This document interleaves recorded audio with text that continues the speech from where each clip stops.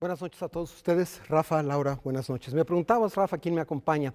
Me acompaña una voz autorizadísima del jazz. Y cuando digo voz, lo digo en muchos sentidos. La voz del que conoce y una voz que todo el mundo identifica por sus larguísimos años conduciendo cosas de radio, televisión, fundamentalmente alrededor del jazz. Germán Palomares Oviedo, colega, amigo.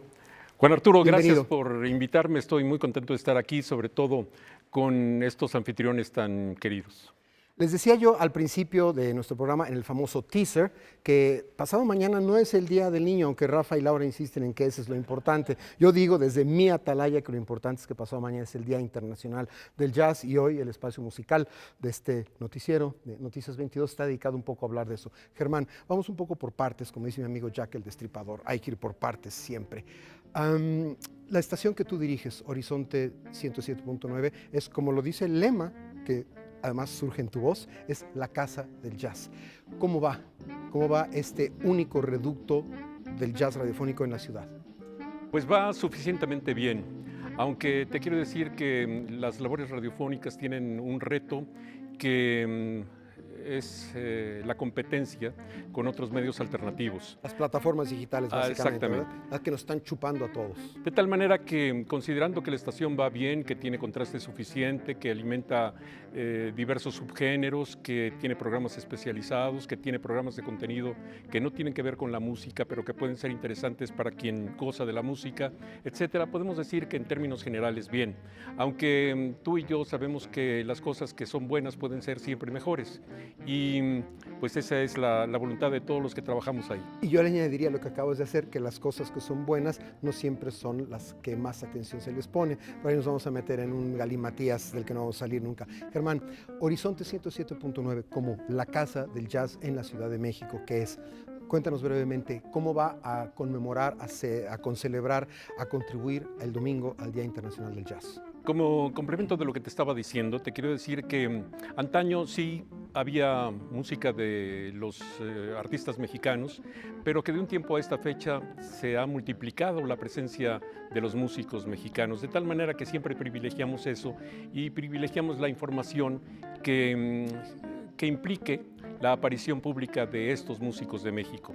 Hay 3 eventos extraordinarios, todos celebrados en el Parque Hundido a partir de hoy por la tarde y que se va a prolongar también el sábado y el domingo a partir de la 1 de la tarde los 2 días y hasta las 9 o 10 de la noche, con un elenco impresionante. No te quiero decir cada uno de los que va a estar aquí. Mencióname a los relevantes. Pero mira, por ejemplo, el día de mañana se va a presentar la Pavel Loaria Big Band, que es una organización de niños y de jóvenes. Sylvie Henry, que es una cantante haitiana de la que ya te hemos hablado.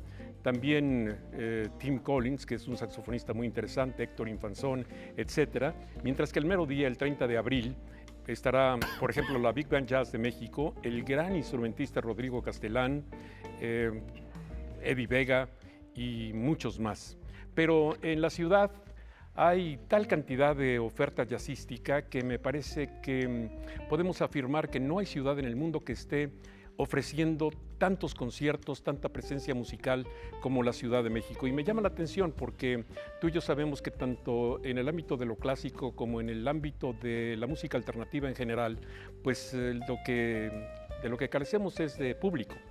Y sin embargo, hay tanta oferta que me pregunto si realmente va a ser suficientemente atractivo esta programación para que mucha gente se decida a ir al Parque Hundido, a los diferentes clubes de jazz, a la Sala Ponce de Bellas Artes, a otros lugares. Creo que por calidad y por variedad lo tenemos todo. Lo que no tenemos es la seguridad de que el público vaya.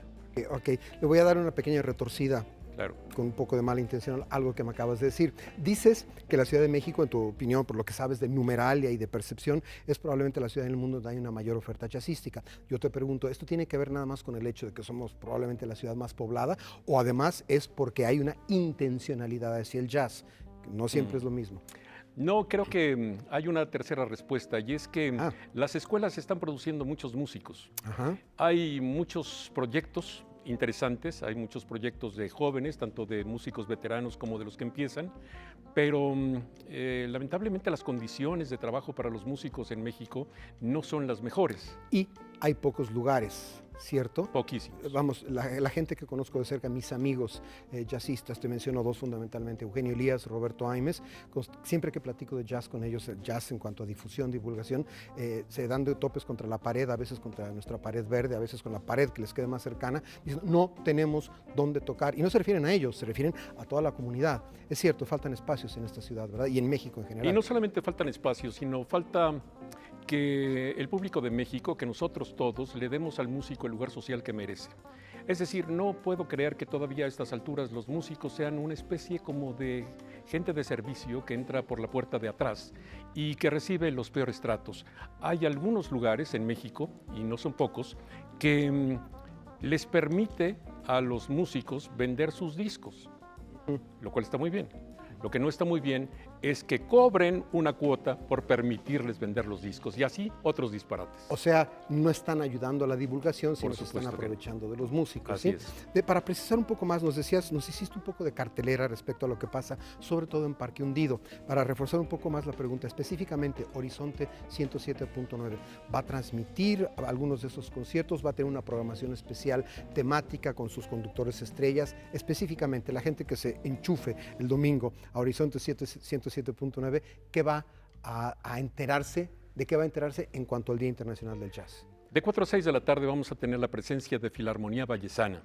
No sé si conoces el proyecto, pero se trata de una orquesta que igual puede aparecer como clásica que como de otros géneros y como big band de jazz, integrada por niños y por jóvenes. Tiene su sede en Valle de Bravo, es una gente muy entusiasta la que maneja este proyecto y ellos, esta orquesta en su formato de big band, aparecerá de 4 a 6. Luego de 6 a 8 hay una mezcla muy interesante entre el clásico y el jazz a cargo de Rodrigo Neftalí y su cuarteto que se llama Tempus Fugit. Conoces a Rodrigo, que es un gran guitarrista de concierto. Claro. Y después para concluir el gran día, la gran oferta de música a través de Horizonte, vamos a tener la presencia de la Camouflage Big Band, otra organización que parece ser una Big Band más, pero que está dirigida por un par de jovencitos que realmente hacen un trabajo formidable. Acabo de verlos, por ejemplo, en el festival de un lugar cercano a Guadalajara, a Chapala precisamente, y bueno, tuvieron un éxito increíble. Muy bien, entonces el público, el jazzero, el jazzómano, el jazzófilo, tiene la opción de ir a todo esto que nos dijiste y un par de cosas más que voy a mencionar yo, y tiene la opción de conectarse a tu frecuencia. Por cierto, el nombre de la estación es el de su frecuencia para que no quede pierde.